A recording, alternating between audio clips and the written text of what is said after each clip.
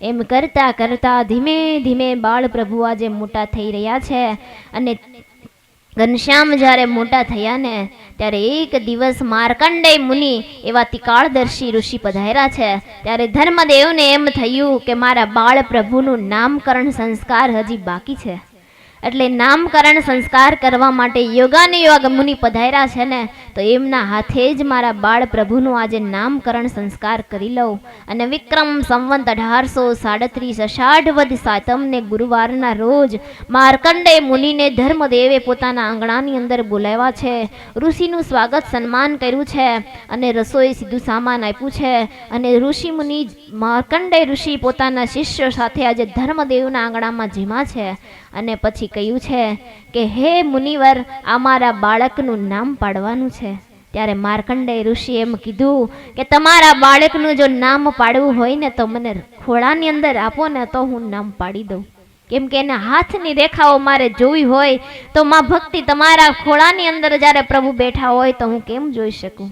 કેમ કે માર્કંડેય ઋષિને એમ હતું કે કદાચ માં ભક્તિ મને ખોળામાં નહીં આપે, એટલા માટે માગણી કરી છે કે બાળ પ્રભુને મારા ખોળાની અંદર આપો. અને જ્યારે બાળ પ્રભુને માર્કંડેય મુનિના ખોળાની અંદર સોંપવામાં આવ્યા છે અને માર્કંડેય ઋષિએ નામકરણ સંસ્કાર કર્યું છે કે કહે છે કે કર્ક રાશિમાં જન્મ છે, માટે આપત્તિ અને દુઃખને હરનારા છે, માટે આનું નામ હરિ પડશે.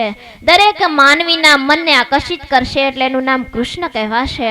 અને હરિ અને કૃષ્ણ બંને ભેગા નામ મળી અને હરિકૃષ્ણ એવું નામ ઓળખાશે. એવા ત્રણ નામો પાડ્યા છે, હરિ, કૃષ્ણ અને હરિકૃષ્ણ. અને કહ્યું છે કે તમારા પુત્ર તપ, ત્યાગ, યોગ ગળાએ કરીને શિવજી જેવા થશે, માટે નીલકંઠ નામથી પણ કહેવાશે. અને આ તમારા પુત્ર ભગવાન છે. માર્કંડેય મુનિના ભાખેલા ભવિષ્યથી માતા પિતાને આનંદ થયો છે અને મુનિને દક્ષિણાઓ આપી અને મુનિને વિદાય કર્યા છે. ધીમે ધીમે બાળ પ્રભુ આજે મોટા થઈ રહ્યા છે. પણ છપૈયાની અંદર ભગવાન આજે મનુષ્ય ચરિત્ર કરે છે, ક્યારેક બાળ પ્રભુ દિવ્ય ચરિત્ર કરે છે. એક દિવસના સમયે ભક્તિ માતાએ ઘનશ્યામને સ્તનપાન કરાવીને પારણિયામાં સુડાવ્યા છે. અને માં ભક્તિ આજે રસોડાની અંદર કામ કરવા માટે ગઈ છે અને ચૂલાની ઉપર જ્યારે માખણનો તવો મૂક્યો છે અને બાળ પ્રભુને મૂકી પારણિયાની અંદર માં ભક્તિ જ્યારે ઘરનું કામ કરવા માટે ગઈને ત્યારે ગારણિયામાં સૂતેલા ઘનશ્યામે જ્યારે ચૂસણી લેવા માટે આમ તેમ જોયું પણ કંઈ મેળ ખાધો નથી. ત્યારે પારણિયાની ખોઈને કોર પકડી અને તેને લેવા માટે પારણિયામાંથી હેઠે ઉતર્યા છે અને દડ દોડી ભાખડિયા ભેર ચાલતા ચૂસણી પાસે પહોંચ્યા અને ચૂસણી હાથમાં લઈ અને ફરીથી દડ દોડતા આવી અને ખોયાની કોર પકડીને પારણિયામાં પાછા સૂઈ ગયા છે. ચૂસણી મુખમાં રાખીને ચૂસવા માંડ્યા છે ને ચસ ચસ અવાજ આવતા લાગ્યો.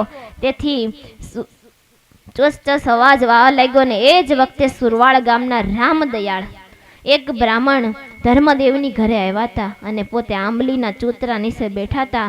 એણે રામદયાળે આ બધું દ્રશ્ય જોયું અને ધર્મદેવને પૂછવા લાગ્યા છે કે આ તમારા ઘનશ્યામ કેવડા થયા છે? ત્યારે ધર્મદેવે કહ્યું કે હજી અમારા ઘનશ્યામ તો 2.5 મહિનાના છે. એટલું કહ્યું ને ત્યાં તો રામદયાળને આશ્ચર્ય થયું છે કે 2.5 મહિનાનું બાળક ઘોડિયામાંથી નીચે ઉતરી દડ દોડી અને ચૂસણી લઈ આવીને ફરી પાછું પારણિયામાં કઈ રીતે બેસી શકે? એને આશ્ચર્ય થયું છે. અને રામદયાળ તો પારણિયા પાસે આવ્યા છે અને બાળ પ્રભુને જ્યાં જોયા ને ત્યારે તો ભગવાને તેજ ઉત્પન્ન કર્યું છે અને તેજના કિરણોથી અંતરની અંદર શાંત વાતાવરણ થયું છે. અને રામદયાળ તો ભાવ વિભોર બન્યા છે અને એનું હૃદય થન ગનવા મળ્યું છે કે વાહ ઘનશ્યામ, વાહ ઘનશ્યામ. અને રામદયાળના જીવનની અંદર એક સંભારણું બની ગયું. અને રામદયાળ જ્યાં જઈને ત્યાં વાત કરે છે કે હું ધર્મદેવની ઘરે ગયો હતો અને એના દીકરા ઘનશ્યામ બાળ પ્રભુ એ હજી તો 2.5 મહિનાના હતા ને ત્યાં પારણિયામાંથી નીચે ઉતરીને દડ દોડી ચૂસણી લઈ લીધી અને પાછા પારણિયાની અંદર પૂરી ગયા. એ કેવું અદ્ભુત દ્રશ્ય હતું. એ નાના એવા ઘનશ્યામ કેવા સુંદર છે, જ્યાં જાય ત્યાં બધાને વાતો કરે છે ધર્મદેવના પુત્રની, કે એના પુત્ર બહુ મહાન છે, કોઈ પરમેશ્વરનો અવતાર છે, એવી રામદયાળ આજે બધે વાતો કરી રહ્યા છે. અને વાલા બહેનો, આપણા જીવનની અંદર એવા કોઈ ભગવાનના પ્રસંગો યાદ રાખવા કે જેને કરીને આપણો અંતકાળ આવે ને તો એ ચરિત્ર યાદ આવી આવે ને તો આપણને ભગવાનના ધામની પ્રાપ્તિ થઈ જાય. મહારાજે વચનામૃત ગ્રંથના પ્રથમના ત્રીજા વચનામૃતમાં વાત કરી છે. મહારાજ કે અમે સમયા ઉત્સવ શા માટે કરીએ છીએ? તો મહારાજ કહે કે કોઈ એવો જીવાત્મા હોય કે જે સમયા ઉત્સવમાં આવે ને એના દર્શન કરે, એને એની યાદી જો એને રહી જાય ને એનો અંતકાળ આવે ને તો એના ભગવાનના ધામની પ્રાપ્તિ થાય ને, એ માટે જ અમે સમયા ઉત્સવ કરીએ છીએ. અને વાલા બહેનો, આપણને પણ આ કથાનો પ્રસંગ યાદ રહી જશે. એટલે શરૂ વરસાદની અંદર અમે કથા સાંભળી હતી, એ ફેરા ફેરી, ઘડીક વ્યાસપીઠ આયા ને ઘડીક ફળિયામાં, એ યાદ રહી જશે ને. એ ભલે તમે પહેલી વહેલી સત્સંગી જીવનની કથા સાંભળી, પણ તમારા જીવનનું સંભારણું બની જશે. મહારાજ કહે કે સરળતાથી જો કથા કરવા દઈશ ને તો આ કોઈને યાદ નહીં રહે. એટલે મહારાજે આપણા માટે એવો પ્રસંગ ઉદ્ભવ કર્યો કે મહારાજ કે કાયમને માટે મારા ભક્તોને આ પ્રસંગ યાદ રહી જાય. એટલા માટે મહારાજે આપણને આવો અવસર આપ્યો છે, અને મહારાજે આપેલા અવસરને આપણે વધાવી લેવો કે ફરી ફરીને આવો અવસર મળતો નથી. આવી રીતે બાળ પ્રભુ આજે છપૈયાની અંદર ધીમે ધીમે મોટા થઈ રહ્યા છે. અને એક દિવસ ભક્તિ માતા બાળ ઘનશ્યામને પોતાના ખોળામાં લઈને બેઠા છે. માં ભક્તિ ઘનશ્યામને સ્તનપાન કરાવે છે અને રમાડે છે, ત્યારે જમણા ચરણના અંગૂઠામાંથી પ્રકાશ નીકળ્યો અને માતા બાળ ઘનશ્યામ માતાના ખોળામાં રમી રહ્યા છે. માં સ્તનપાન કરાવે છે અને બાળ ઘનશ્યામને રમાડે છે ને, ત્યારે બાળ ઘનશ્યામે આજે જમણા ચરણમાંથી તેજ કાઢ્યું છે. અને આ તેજ નીકળતાની સાથે માતા ડરી ગયા છે. અને ઘનશ્યામે કહ્યું છે કે માં મૂંઝાશો નહીં. માં મૂંઝાણા એટલે ઘનશ્યામે ફરીને તેજ પોતાનામાં સમાવી દીધું છે. આવી રીતે બાળ પ્રભુ ઘનશ્યામ આજે અવનવી લીલાઓ કરી રહ્યા છે. એક દિવસ માતા ઘનશ્યામ કૂવા કાંઠે બેસાડ્યા, ત્યારે ભક્તિ માતાના ભાઈના દીકરી બલવંતા ઘનશ્યામને રમાડવા માટે આવ્યા છે. અને ભક્તિ માતાએ કહ્યું છે કે તું ઘનશ્યામનું ધ્યાન રાખજે, હું રસોડામાં જાઉં છું. એમ માતા ભક્તિ ઘનશ્યામને બલવંતાને સોંપી અને પોતે રસોડામાં ગયા. અને આ બાજુ બલવંતા પણ રમતી રમતી તેની ઘરે જતી રહી. અને બાળ ઘનશ્યામ એકલા થઈ ગયા છે. અને ભાખડિયા ભર ચાલીને કૂવા પાસે ગયા અને કૂવાની પાળ ઉપર બેસી અને બાળ કૂવાની પાળ પાસે ગયા, પણ કૂવાની પાળ બહુ ઊંચી નહોતી. એટલે ઘનશ્યામે કૂવામાં ડોકું કાઢ્યું ને તે ઘનશ્યામ કૂવામાં પડી ગયા. એ બાળ પ્રભુ તો હજી નાના છે, એ બાળ મનુષ્ય લીલા કરે છે. એટલે બાલ પ્રભુ કહે કે એવી લીલા કરું કે મારા ભક્તોને કાયમને માટે યાદ રહી જાય અને ગવાય. એટલા માટે બાળ પ્રભુ આજ આવી લીલાઓ કરી રહ્યા છે કે માં ભક્તિ રસોડાની અંદર ગયા અને ઘનશ્યામ એકલા પડ્યા ને એટલે ભાખોડિયા ભર ચાલી કૂવા કાંઠે આવ્યા છે. અને કૂવામાં ડોકું કાઢ્યું, ઈ ભેગા ઘનશ્યામ કૂવામાં પડ્યા છે. પણ આ તો અક્ષરાધિપતિ પુરુષોત્તમ નારાયણ હતા. એની સેવાની અંદર દેવતાઓ તો હાજરા હાજર હોય, એટલે શેષ નારાયણ આવી ગયા છે સેવાની તક લેવા માટે. અને પોતાની 1000 ફણાઓ પોળી કરી છે ને એના ઉપર ઘનશ્યામને ઝીલી લીધા છે. બાળ પ્રભુ આજે ફણા ઉપર બેસી અને આનંદ કિલોલ કરે છે. અને જ્યાં માતા બહાર આવ્યા, ઘનશ્યામને જોયા નથી, ઓલી દીકરી બાલવંતાને પણ જોઈ નથી, ને માની પેટમાં ફાળ પડ્યા. ઘનશ્યામ ગયા ક્યાં? એ ત્યારે રામપ્રતાપભાઈ પણ દોડતા દોડતા એવા છે અને કહે છે કે હમણાં જ ઘનશ્યામા કૂવા કાંઠે રમતા હતા, એ કાં તો કૂવામાં તો નહીં પડી ગયા હોય ને. એમ કહીને કૂવામાં જ્યાં ડોકું કાઢ્યું ને ત્યાં તો કૂવામાંથી પ્રકાશ થયો.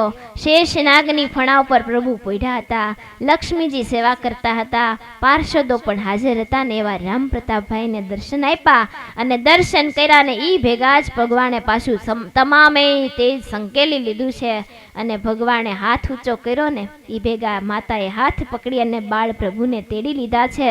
ચાતી સરસા ચાપ્યા છે, ચુંબન કરવા લગા છે. ને ગામના લોકો પણ ભેગા થયા હતા, તે પણ બધાય નવાઈ પામી ગયા કે આવડા એવા બાળ પ્રભુ કૂવામાં પડવા છતાં પણ એમનેમ એને કાંઈ થયું નથી. આ કોઈ સામાન્ય વ્યક્તિ નથી, આ તો બહુ જ મોટા છે, એવો અપરંપાર મહિમા આજે ગાઈ રહ્યા છે.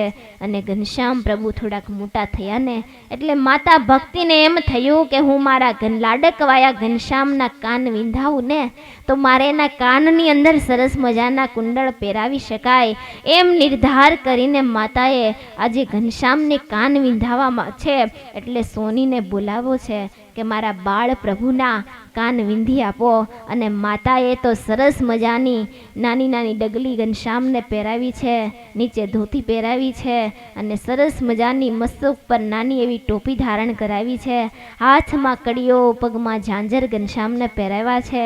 અને માતાએ આજે કાન વિંધવાવાળાને બોલાવ્યો ને સોનાની સોય આપી છે ને કીધું છે કે લ્યો ધીરે ધીરે મારા લાલાના કાન વિંધજો હો, કે મારા લાલાના કાન વિંધજો, પણ કાન વિંધતા વિંધતા બીજે ન વાગી જાય ને એનું ધ્યાન રાખજો કે મારો ઘનશ્યામ મારો પ્રાણ આધાર છે એટલે એના કાન તમે વિંધો.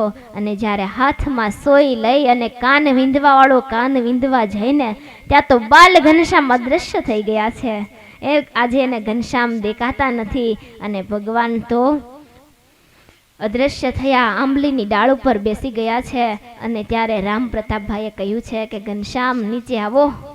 ત્યારે કીધું કે એમનેમ નીચે ન આવીએ, અમને ગોળ આપો ને તો અમે કાન વિંધવા દઈએ. એમ જ્યારે કહ્યું ને ત્યારે મા ભક્તિએ ઘનશ્યામને જમવા માટે ગોળ આપ્યો છે. અને ગોળ આપતાની સાથે ઘનશ્યામ ડાયા બની અને માતાના ખોળાની અંદર બેસી ગયા છે અને બાળ પ્રભુના કાન વિંધ્યા છે.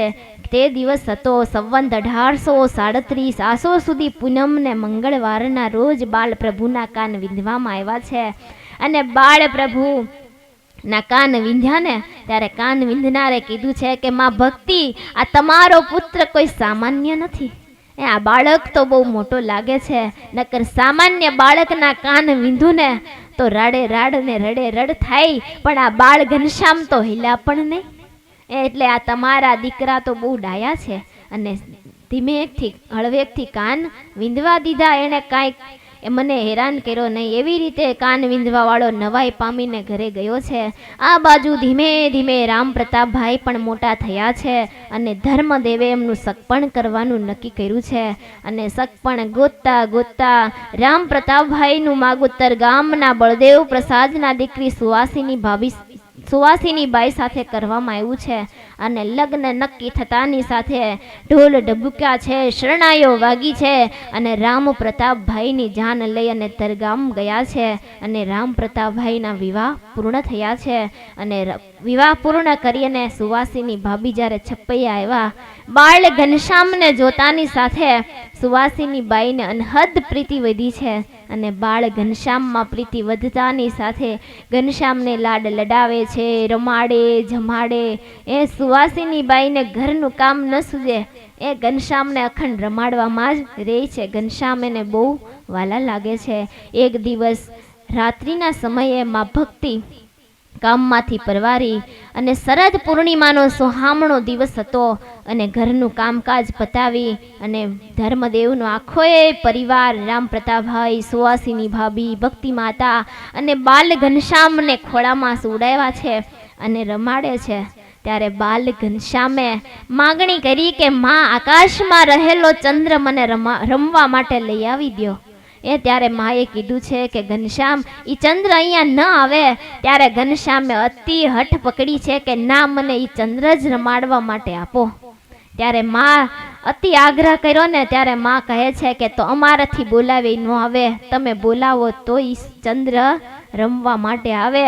એ માં કહે છે કે જ્યારે રમાડવા માટે ચંદ્ર માગ્યો ને ત્યારે ઘનશ્યામે એમ કીધું કે એ ગમે એમ કરી અને અમને રમાડવા માટે આપો. ને કહેવાય છે ને કે જ્યારે બાળક હઠ પકડે ને ત્યારે માં એનાથી કામ શક્ય ન હોય ને ત્યારે એમ કહી દેતી હોય છે કે તું કરી લે અને કા તું બોલાવી લે.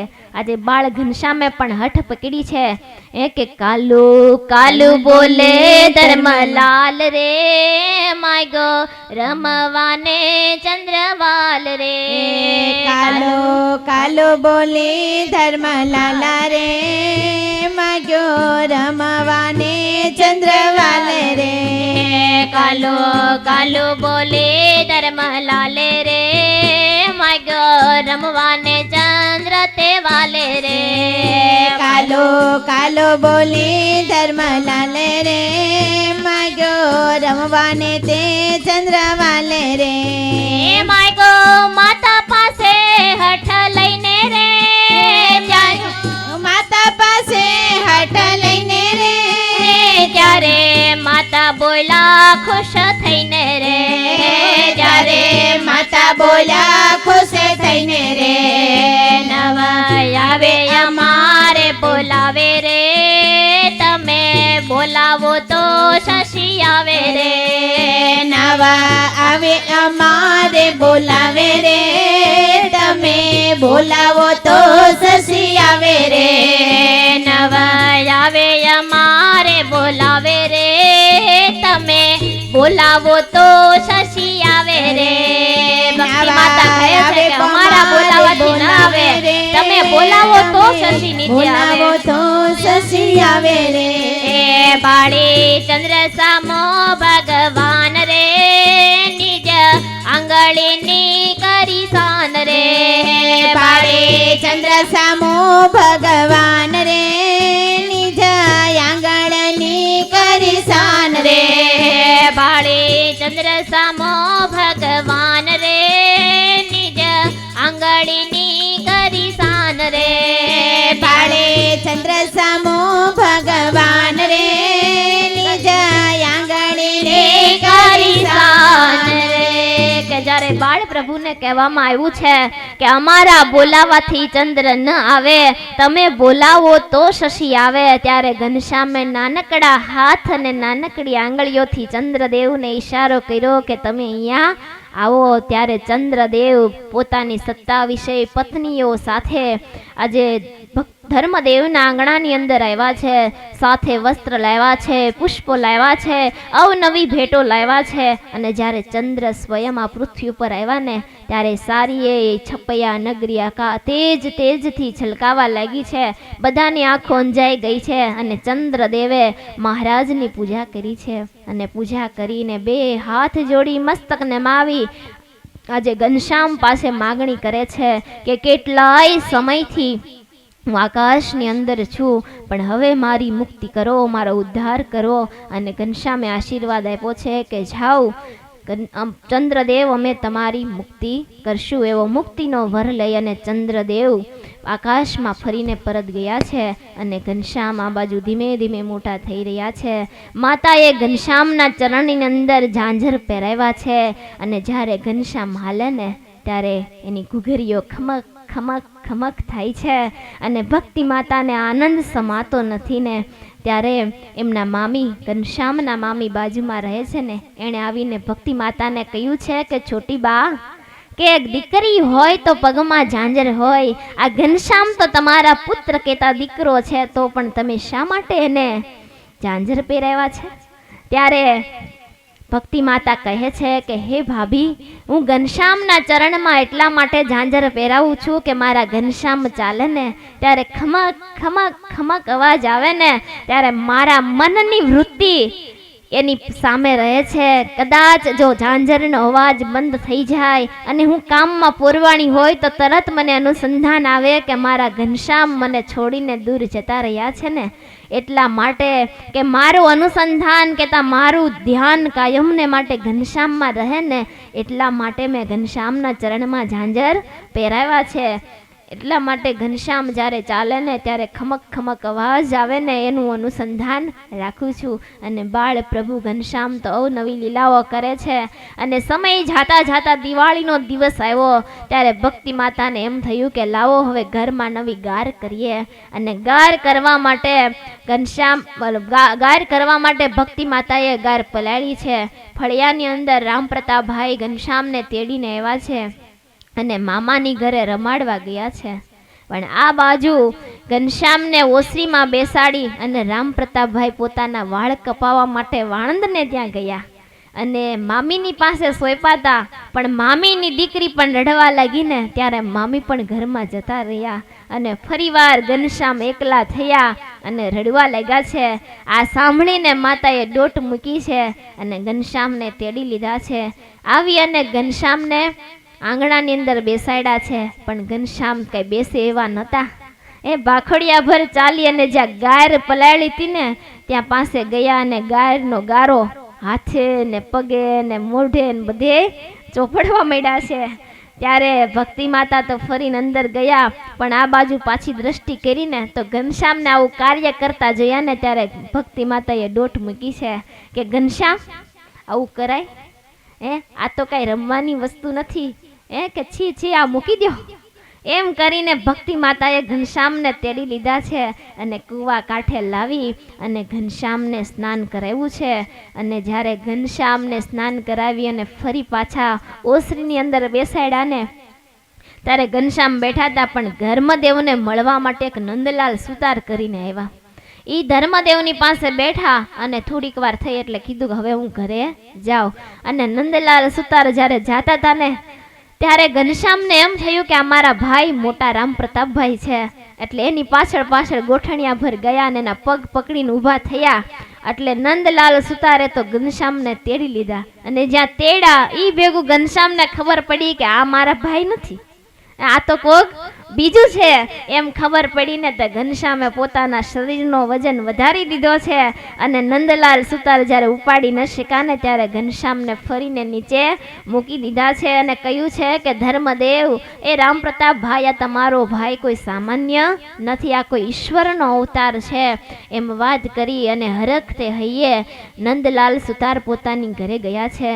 અને ધીમે ધીમે ઘનશ્યામ મોટા થવા લાગ્યા છે. ધર્મદેવના મનમાં એમ થયું કે હવે હું મારા દીકરાનો ચોલ સંસ્કાર કરું.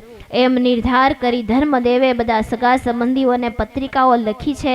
સગા સંબંધીઓને તેડાવવામાં આવ્યા છે. આજે છપૈયા ગામ સાંકડું પડવા લાગ્યું છે અને અનેક મહેમાનો આવ્યા. તેની સરભરા કરવામાં આજે માતા ભક્તિ નવદા નથી એટલે નાના નાના મિત્રો આવ્યા છે અને ધર્મદેવને કહે છે કે ભક્તિ માતા કે અમને તમારા ઘનશ્યામ રમાડવા માટે આપો. અને માએ આજે પોતાના પ્રાણ પ્યારા ઘનશ્યામને મિત્રોના હાથમાં સોંપ્યા છે.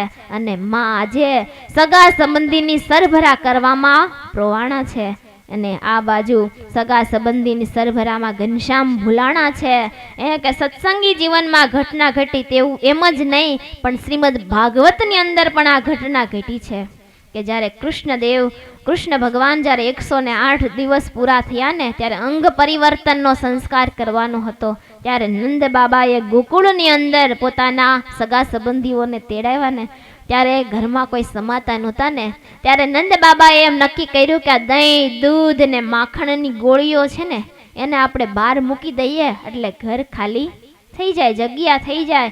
એમ નિર્ધાર કરીને દહીં દૂધ ને માખણ ને ગોળીઓ ગાડા ઉપર મૂકવામાં આવી છે અને બાળ કૃષ્ણલાલને ગાડા નીચે સુવડાવ્યા છે. ત્યારે એના મનમાં એમ થયું છે કે નંદ બાબા અને યશોદાની ઘરે હું આવ્યો અને હું તો કેવડો મોટો હતો, પણ એને મારા કરતા દહીં દૂધ ને માખણ વાલું છે. એમ થયું એટલે એને એમ થયું કે હવે મારે આને કંઈક પરચો તો બતાવવો પડશે. એમ નિર્ધાર કરી અને બાળ કૃષ્ણલાલે પગ ભરાયો અને ગાડું ઉલાડ્યું છે. અને દહીં દૂધ માખણ જ્યારે ઢોરાણું કોઈની નજર પડી ત્યારે દોડતા દોડતા એવા ને ગાડું અરખું કર્યું ને દહીં દૂધની ગોળીઓ પાછી ગાડાની અંદર મૂકી. ત્યારે વળી કૃષ્ણ ભગવાને વિચાર કર્યો છે બાળ લાલાએ કે હજી ખબર ન પડી કે હજી એને પાછી મૂકે છે. એને પૂરેપૂરી મારે પરીક્ષા પૂરેપૂરું મારે એને બતાવવું પડશે. ને ફરી વાર જ્યારે બાળ લાલાએ પગ ઉછાળ્યો છે અને ગાડું ઉલ્યું ત્યારે કોઈક ભાળી ગયું કે આ કામ લાલાનું છે.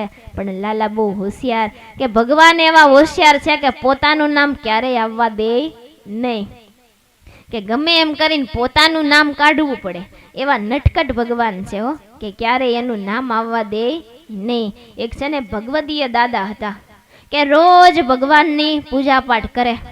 એટલે ઓરડાની અંદર બેસી અને પૂજા પાઠ કરે. જ્યારે પૂજા પાઠ પૂરા થાય ત્યારે દાદા બહાર આવે, પછી નાસ્તા પાણી કરે. તો એક દિવસ વહેલી સવારે દાદા ઓરડાની અંદર પૂજા પાઠ કરતા હતા અને ઓચિંતા દાદા ધામમાં જતા રહ્યા.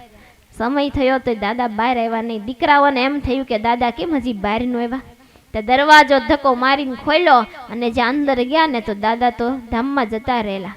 એટલે દાદાને બહાર લાવ્યા, બધી ક્રિયા કરી, સગા સંબંધીઓને બધાને ફોન કર્યા. બધા આવ્યા એટલે પૂછે તો ખરા કે દાદાને શું થયું હતું. એના દાદાના મિત્રો હતા, એણે વાત કરી કે હજી તો કાલ બપોરે અમારી સાથે વાતો કરતા હતા. કે ખૂણે બેહી અને બધી વાતો કરીને દાદાને ઘડીકમાં શું થઈ ગયું. પણ એનો નાનો દીકરો હતો ને એ બહુ ટીખળી હતો. ઈ કે દાદાને કાંઈ નથી થયું, કે રૂમની અંદર દાદાને ભગવાન બે એકલા હતા અને દાદાને ભગવાનને ઝઘડો થયો તે દાદાને ભગવાન ઉપાડી ગયા. એમ દાદાને કાંઈ થયું નથી પણ ભગવાન એને ઉપાડી ગયા. એટલે એમ વાત કરી. વળી પછી બધું તૈયાર કર્યું, બધી શમશાન યાત્રાએ લઈ ગયા અને જ્યાં ચિત્તાની અંદર સુડામાં દાદાને આવ્યા ને ત્યાં વળી કોઈક બીજું સંબંધી આવ્યું ને એને વળી પૂછ્યું કે દાદાને શું થયું હતું. તે વળી એના દીકરાએ જવાબ આપ્યો કે દાદા ને ભગવાન બે રૂમમાં એકલા હતા, તે ભગવાનને દાદાને ઝઘડો થયો, તે ભગવાન દાદાને ઉપાડી ગયા. ભગવાન કે આ દાદાને હમણાં અગ્નિ દેહ ચિત્તામાં બળી જશે અને કલંક મારી માથે રહી જશે, કે દાદાને ભગવાન ઉપાડી ગયા. એટલે ભગવાને નક્કી કર્યું કે આપણું નામ ન હોવું જોઈએ. એટલે દાદાને કર્યા જીવતા. દાદા હવડા એ બધા કે હાલો હાલો આપણા દાદા જીવતા છે. તે ઊભા કરી અને નીચે ઉતાર્યા ને હાલીને પછી હવ ઘરે આવ્યા. ઘરે તો આવ્યા સવારની વાત, તે બપોરનો 1 વાગી ગયો. એટલે દાદાને કીધું કે બહુ ભૂખ લાગી છે દાદા, કે ફટાફટ રસોઈ બનાવો.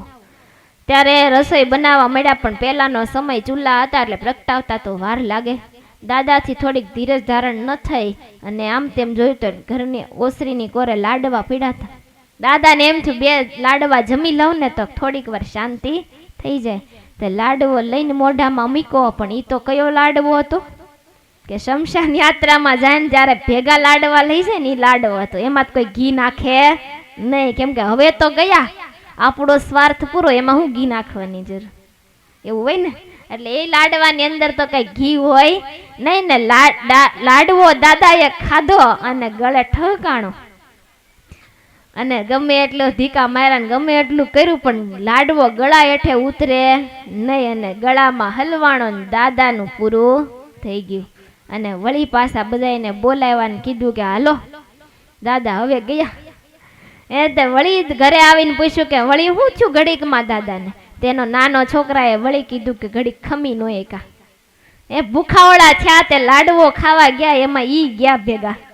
એ ભગવાન કે કાંઈ વાંધો ને હાલો આપણું નામ નીકળી ગયું.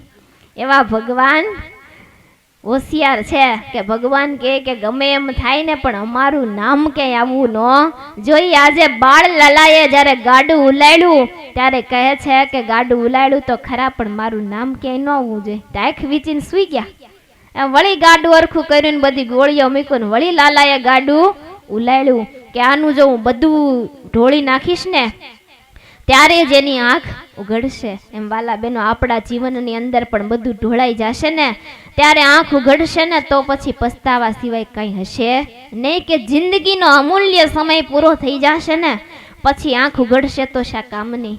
કે ઘણા એમ કહેતા હોય કે જ્યારે નવરા થાશું ને ત્યારે પ્રભુ ભજશું, પણ નવરા તો ક્યારે થાશું કે જ્યારે આપણું મૃત્યુ આવશે ને ત્યારે આપણને નવરાશ મળશે. કે કોઈ કવિએ બહુ સરસ કહ્યું છે કે જબ તુજે તક મિલે તબ સમય નહીં મિલા, જબ તુજે તક મિલે તબ સમય નહીં મિલા, જબ સમય મિલા તબ તક હાથ में चली गई, जब समय मिला तब तक हाथ में से चली गई.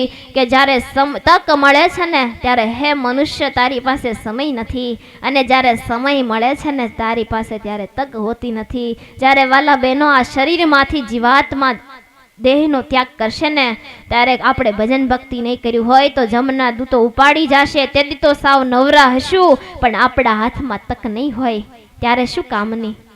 એ નવરા થઈ ગયા હશું પણ હું કામનું. એટલે માટે આજથી મંડી પડજો, રોજ મંદિરે જાજો, ભગવાનનું ભજન કરજો અને શાસ્ત્રનું વાંચન કરજો, ગામ ગોપોટા ઓછા કરજો અને ભગવાનનું ભજન વધારે કરજો.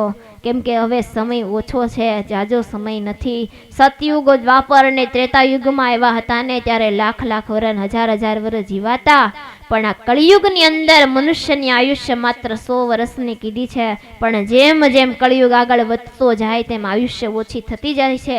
એ હવે 50 ને 60 તો પૂરું થઈ જાય છે, અને હવે આપણો પણ ક્યારે ખીડું પાન કહેવાઈએ, હાવ કાંઠે છીએ, ક્યારે અંતકાળ આવી જાય એનું નક્કી નથી. એટલે અનુસંધાન રાખી ભગવાનનું ભજન કરવું, ખરી કમાણી કરી લેવી. જો ભગવાનને ભૂલી જશું, ભગવાનનું ભજન નહીં કરીએ ને તો આ લોકમાં આવ્યા અને ગયા તો શું? એ ભગવાનને પણ એમ થશે કે આને ક્યાં મનુષ્ય બનાવ્યો. એટલે આપણા મનુષ્ય દેહ કરીને મનુષ્ય દેહને સાર્થક કરી લેવો, એને ભગવાનને ક્યારેય ભૂલવા નહીં. ગમે એવું કાર્ય કરીએ ને તો ભગવાનને કાયમને માટે આગળ રાખવા. જો ભગવાનને ભૂલીને કાર્ય કરશું ને તો જીવનમાં જરૂર વિઘ્ન આવશે.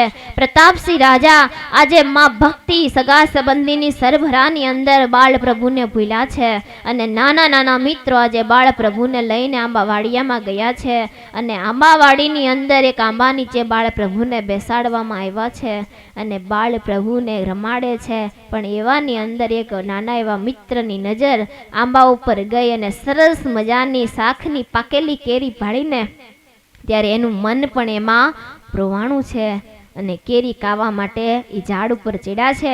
એક મિત્ર ચડ્યો, બીજો ચડ્યો, એમ કરતા કરતા સારાએ મિત્રો આજે ઘનશ્યામને મૂકીને કેરીની પાછળ ગાંડા થયા છે, કેરી ઉતારવા માટે ગયા છે. હે વાલા બહેનો, આ કથા પણ આપણને શીખવાડે છે કે જ્યારે આપણું મન ભગવાનને ભૂલી અને જગદીશ્વરને ભૂલી અને જ્યારે જગતમાં આસક્ત બનશે ને ત્યારે આપણામાં પણ વિઘ્ન આવશે.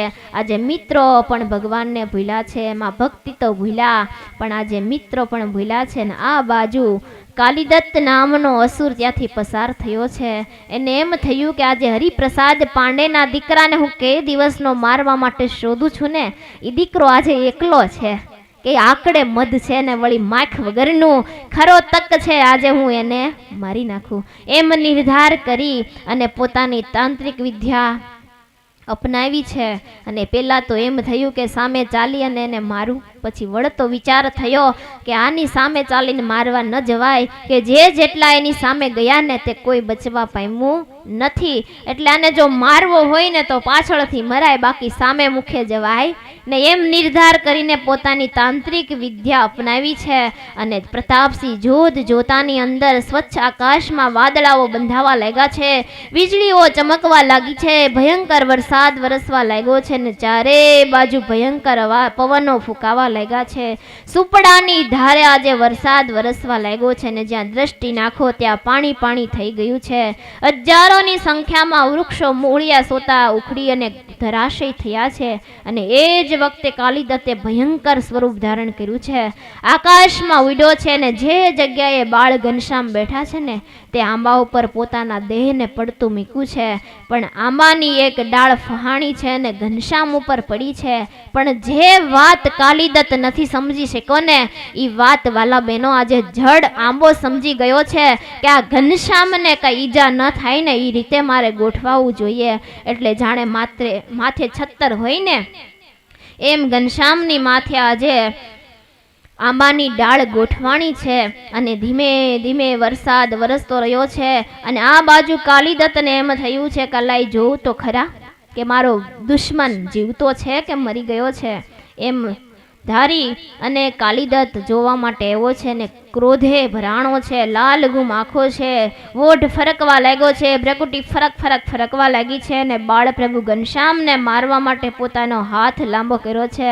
પણ પ્રતાપસિંહ આજે એ જ વખતે અધર્મનું ઉત્થાપન કરવા, ધર્મનું સ્થાપન કરવા, લોભને છેદી નાખવા, કામને મૂળમાંથી ઉખાડવા માટે જેણે આ લોકમાં અવતાર ધારણ કર્યો છે ને એણે કરડી દ્રષ્ટિ કરી છે. અને કાલિદત્તના માથાની અંદર અવનવા અવાજો આવવા માંડ્યા છે, અને કાલિદત્ત અંગો ફરકવા લાગ્યા છે. કાલિદત્તને એમ લાગ્યું છે કે હવે નક્કી મારો અંત આવ્યો છે.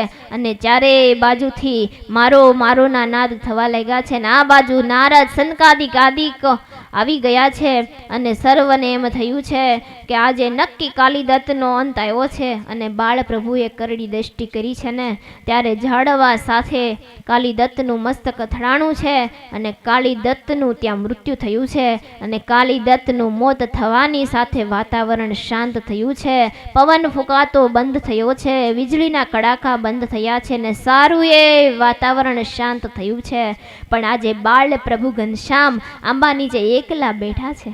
ત્યારે ધર્મદેવની 12 પત્નીઓને સંકલ્પ થયો છે કે આજે બાળ ઘનશ્યામ ને રમાડવાની ખરેખરી તક છે.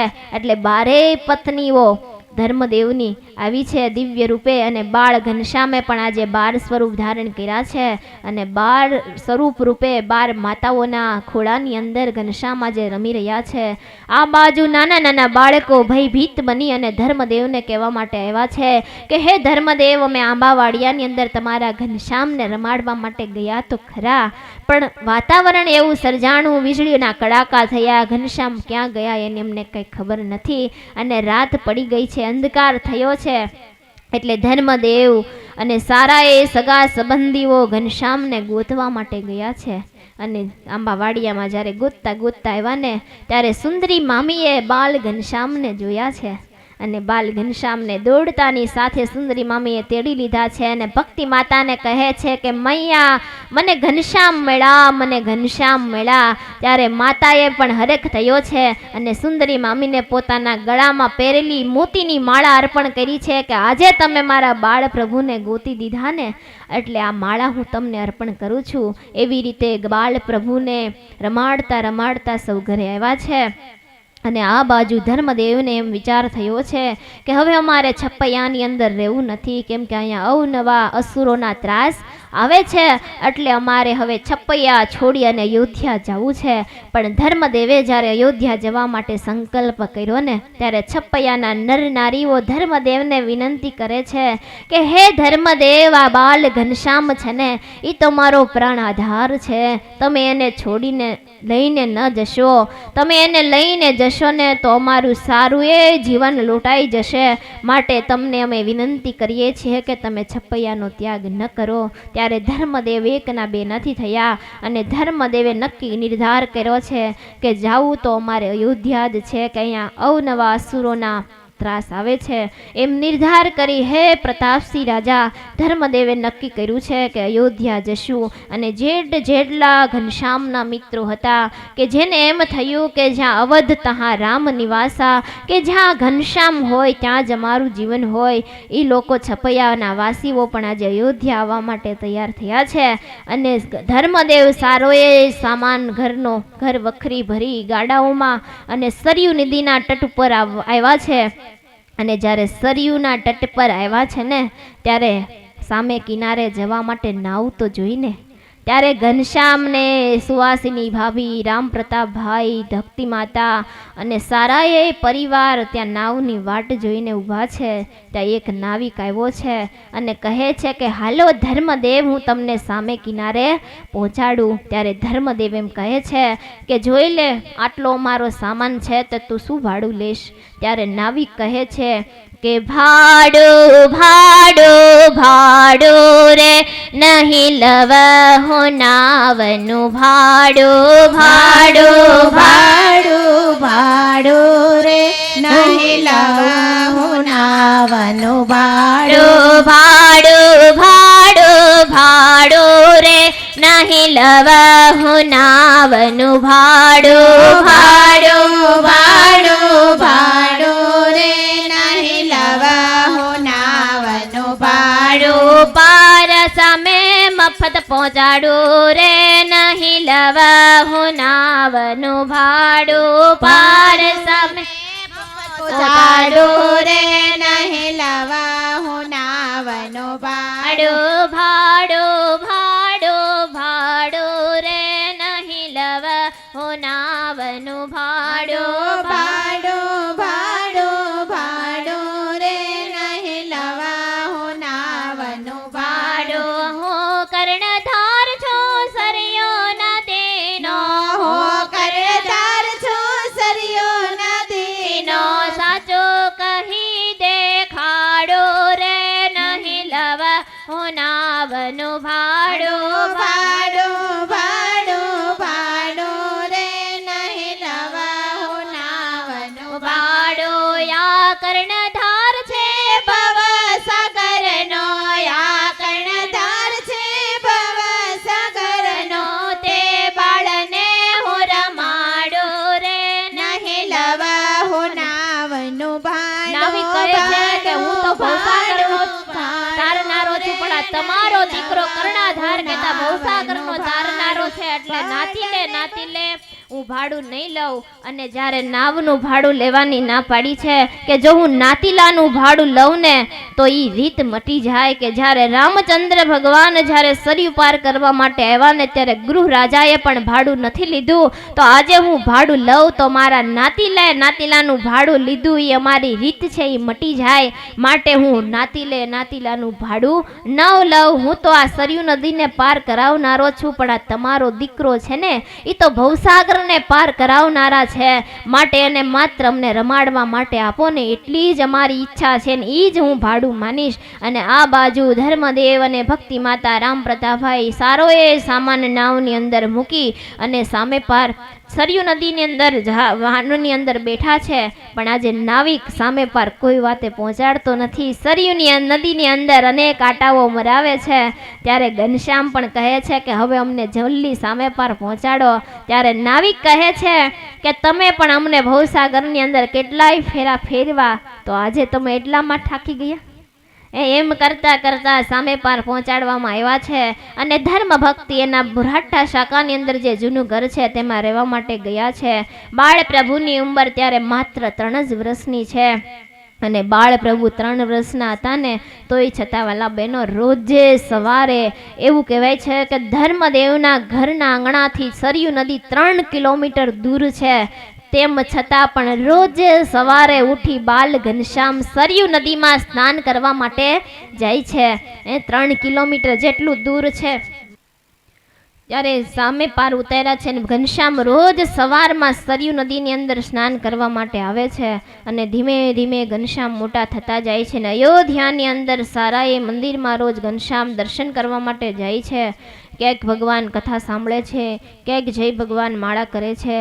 એવી રીતે રોજ એ ઘનશ્યામ મંદિરે જાય છે, અને ધીમે ધીમે કરતા ઘનશ્યામ મોટા થઈ છે. જ્યારે કથા વાર્તાની અંદર જાય ને ત્યારે વિદ્વાનો શાસ્ત્રના અર્થના અનર્થ કરતા હોય ત્યારે ઘનશ્યામ રોકે છે અને કહે છે કે એનો અર્થ એમ ન થાય, અને સાચો અર્થ કરી બતાવે છે.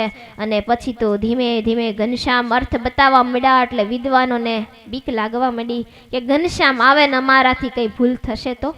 ત્યારે ઘનશ્યામે કહ્યું કે માણસ માત્ર ભૂલ ને પાત્ર ભૂલ તો બધાથી થાય, પણ અનુસંધાન રાખવું કે ખોટી વાત ન કહેવાય જાય, એમ કહી અને ઘનશ્યામે વિદ્વાનોને કહ્યું છે. અને પછી તો વિદ્વાનોને પણ આનંદ આવવા માંડ્યો છે, અને પ્રતાપસિંહ રાજા વિદ્વાનો પણ ઘનશ્યામની રાહ જોઈને બેસે કે જ્યારે ઘનશ્યામ આવે ને ત્યારે અમે કથાનો આરંભ કરીએ. અને પછી તો ઘનશ્યામને રોજનો ક્રમ થયો છે, રોજ મંદિરે આવે, પ્રભુના દર્શન કરી કથામાં બેસે અને કથા સાંભળે, અને જે વચ્ચે આખ્યાનો આવે, દ્રષ્ટાંતો આવે, એને એક તારથી ભગવાન સાંભળી રહ્યા છે. અને એક દિવસ ઘનશ્યામ મંદિરે દર્શન કરવા માટે ગયા, પણ ઘરે આવવામાં મોડું થયું. ત્યારે રામ પ્રતાપભાઈને માતા કહે છે કે જાઓ, ઘનશ્યામ ક્યારના મંદિરે ગયા છે પણ હજી ઘરે આવ્યા નથી. ત્યારે રામ પ્રતાપભાઈ ઘનશ્યામને બોલાવવા માટે આવ્યા છે, અને જ્યાં રામ પ્રતાપભાઈ હનુમાન ગઢી આવ્યા ને તો કહ્યું છે કે ઘનશ્યામ ઘરે ચાલો, માતા બોલાવે છે. ત્યારે ઘનશ્યામે કહ્યું છે કે આ છેલ્લો સ્કંદ છે મોટા ભાઈ, હમણાં અધ્યાય પૂર્ણ થશે ને પછી આપણે ઘરે આવશું. એમ કહીને કહ્યું કે તમે અહીંયા સુધી આવ્યા છો તો રામજી મંદિરે દર્શન કરતા આવો. અને જ્યારે રામ પ્રતાપભાઈ રામજી મંદિરે દર્શન કરવા ગયા ને ત્યારે ઘનશ્યામ એક પગે ઊભા રહીને માળા ફેરવે છે. ત્યારે કહ્યું કે અરે ઘનશ્યામ ઘરે ચાલો, માં બોલાવે છે. ત્યારે ઘનશ્યામ કહે છે કે ભૈયા હવે 2 જ માળા બાકી રહી છે, તમે કઈ ભુવને દર્શન કર્યા હો ને ત્યાં 2 માળા પૂરી થઈ જાય. એવી રીતે ઘનશ્યામે માળા પૂરી કરી અને મોટા ભાઈ કઈ ભુવને દર્શન કરવા માટે ગયા છે. જ્યારે કઈ ભુવને દર્શન કરવા માટે પ્રવેશ કર્યો ને ત્યારે ઘનશ્યામ ત્યાં ધ્યાનસ્થ અવસ્થામાં બેઠા છે. ત્યારે વળી રામ પ્રતાપભાઈને આશ્ચર્ય થયું કે હનુમાન ગઢીએ ગયો તો ત્યાં ભગવાન ઘનશ્યામ હતા, રામજીના મંદિરે ગયો તો ત્યાં પણ ઘનશ્યામ હતા, કઈ કઈ ભુવને ગયો ત્યાં પણ ઘનશ્યામ હતા, અને આજે હું અહીંયા દર્શન કરવા માટે આવ્યો તો અહીંયા પણ ઘનશ્યામ છે. એમ કરતા કરતા વિશેક મંદિરે રામ પ્રતાપભાઈ ફર્યા અને બધા જ મંદિરે રામ પ્રતાપભાઈને ભગવાને દર્શન આપ્યા છે. અને વિષય મંદિરની અંદર ઘનશ્યામને જોયા ત્યારે અતિ આશ્ચર્ય થયું છે અને માર્કંડેય મુનિના શબ્દ યાદ આવ્યા છે કે અરે ધર્મદેવા, તમારા પુત્ર તો સ્વયં પુરુષોત્તમ નારાયણ છે. અનેક આત્માના કલ્યાણ કરવા માટે આ તમારી ઘરે પુત્ર રૂપે અવતાર ધારણ કર્યો છે. એ શબ્દ યાદ આવતાની સાથે રામ પ્રતાપભાઈને ખૂબ આનંદ થયો છે અને વળી પાછા ઘનશ્યામને કીધું છે કે હવે હાલો ઘનશ્યામ ઘરે. ત્યારે કહે કે હા ભૈયા, હવે હાલો અધ્યાય પૂરો થઈ ગયો, આપણે ઘરે જઈએ. એમ કરી અને બંને ભાઈઓ ઘરે આવ્યા છે અને માતાએ બંને ભાઈઓને જમાડ્યા છે.